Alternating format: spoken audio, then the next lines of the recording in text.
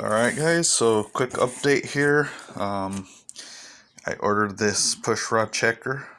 It's a trick flow, and just kind of wanted to get the right measurement of push rods because they recommend a 6.8, and I put it on 6.8.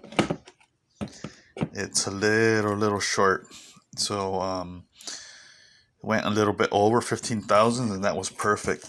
So I ordered a 6.85 set of push rods, and I got these comp cam roller rockers.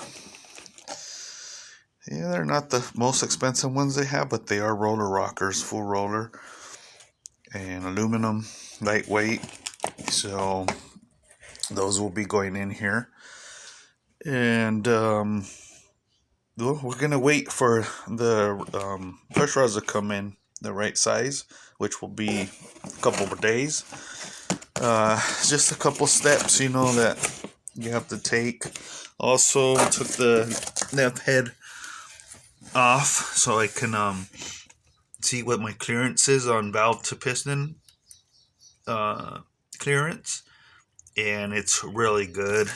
And you have on the exhaust, it's not even through. It's I gotta measure it, but it's not even close. And the intake is like, we have so much room on the intake. I don't know if you can see that, and we have a lot of room, but yeah, intake is like a lot. Exhaust valve is a little closer, but way beyond specs. They have a lot of room, so I can even put a heavier cam on with these pistons. Not too crazy, but I don't want to do that. But yeah, just something you have to double check. And they did say in the instructions that cam can be used with stock pistons.